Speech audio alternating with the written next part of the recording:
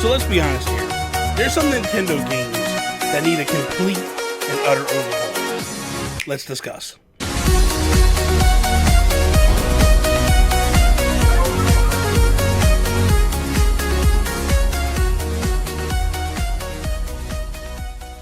So what's up, everybody? Bobby here, Nintendo Guru. Welcome to the Nintendo Guru channel. If it's your first time here, man, please slap the subscribe button below. Share things with your friends. Also, we stream every single week, Monday through Thursday, starting at 7 p.m. Eastern Standard Time, over on Twitch. Come check us out. Come hang out. Come play some games. It'd be a blast if you did. So listen, I know that this is going to be a touchy situation, touchy topic, touchy word. I stumbled over this quite a bit. A few times, as a matter of fact, just couldn't get it out. This is going to be a touchy topic. So I know this is going to be a tough. So listen, I know that this is going to be a touchy. Don't know why, don't know how, but here we go. So the thing is whenever you talk about or discuss Nintendo stuff in a critical manner, there's going to be those that just tend to totally get off the rails and go Nintendo Defense Force. And sometimes it's needed. I'm not going to lie, there are times when it's needed. But here's the thing. Back when the Wii U was a thing, a lot of the critiques were Nintendo was just doing a lot of things that were the same and the old and boring and tired. And I feel like when the Switch first launched, they kind of changed direction with that. We had third-party games that were actually selling on a Nintendo console. We heard that for many, many years. Breath of the Wild, complete revamp, complete overhaul. Whether you liked the game or not, whether you liked a lot of the mechanics or not, or if there was things missing for you or not, everybody, I think, can recognize that Nintendo took a chance. They totally flipped what we knew of Zelda on its ear and was like, here's us taking some risks. And whether you like the game or not, you have to at least admire the fact that they put it out there and they gave it a shot. Now, with Odyssey, I feel like Odyssey was a bit of a stretch from what we were used to from a Mario game. The problem in my eyes was, yes, was it on par of better than 3D World? That's kind of depends on whether you like 3D World or not, I think, ultimately. But if you compared it to Galaxy, I feel like it fell very short. Very, very short. So I feel like there's some things that Nintendo could do there. When I looked at the Pokemon game, now, mind you, I am not a huge Pokemon fan. I played the recent one, Sword and Shield. I rolled credits on the recent one, Sword and Shield. Where I feel like that game fell very short for me was, man, that game needs voice acting. You have these big moments where these people are talking and they're having big speeches per se, and it's in the world and it's in these big arenas and these stadiums, and it's these moments and you're reading dialogue and you're seeing the lips moving and you're reading dialogue. It's been one of my biggest critiques of the Zelda franchise for years.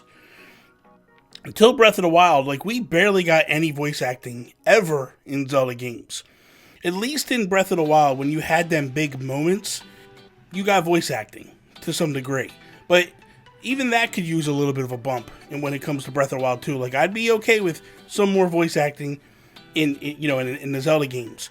But when you look at a game like Pokemon Sword and Shield, no voice acting, really weak sauce, if you ask me.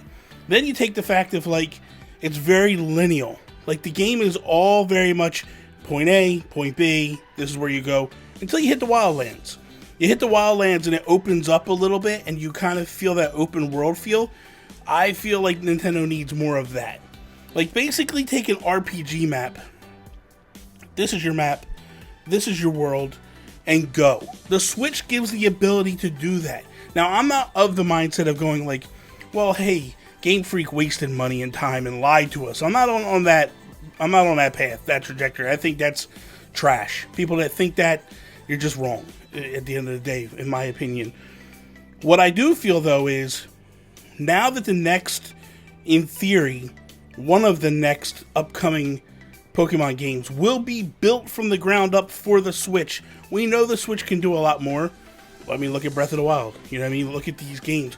Take it to the next level. Take it and elevate it and make it feel more open world. give people that feeling and that belief that, hey, we're going open world with this, and we'll see where things go. But those are probably the two main things that I feel with Pokemon that need to change.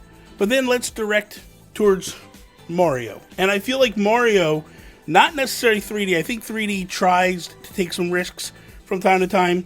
Where I have a problem with Mario is 2D side-scrolling Mario. 2D side-scrolling Mario is an abomination.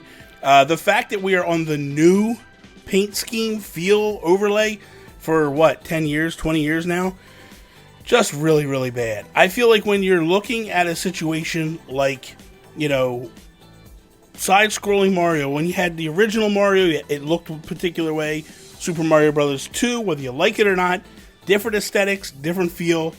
I loved it. Super Mario Bros. 3, totally different than 2. Then you had Super Mario Bros. World, which was different than all the ones previously. Then we finally get new Super Mario Bros., and it is absolutely, it's like we just stopped in time and stopped moving forward, and nothing ever happened again. And that, to me, is a huge mistake for Nintendo. Like, why are you doing that? Why are you just pumping the brakes and leaving us stuck in a time warp and not moving forward? Man, you could do so much. So much. I've been on numerous occasions, I've said, man, do Clay. Make it like Clay and just have a blast with it. Like, when you looked at Kirby and the Rainbow Curse for the Wii U, like, that aesthetic applied to a Mario game, I'd be all for it. There's all kinds of different stuff that you could do. You want to do hand-drawn, you could do that. Like, there's many different styles and that I feel like Nintendo could do with a 2D Mario to just make it unbelievable. Because at the end of the day, how do you come back from Mario Maker 1 and 2? You can't necessarily come back and go, oh, here's the new paint scheme again, or the new... I feel like you're going to lose so many people. Do something different. Do something special. I think that's what needs to happen. Absolutely. Right there. I think the final thing that I think Nintendo... Well, there's two things. I said final, but let's just pump the brakes there. There's two things. All the sports need an overhaul.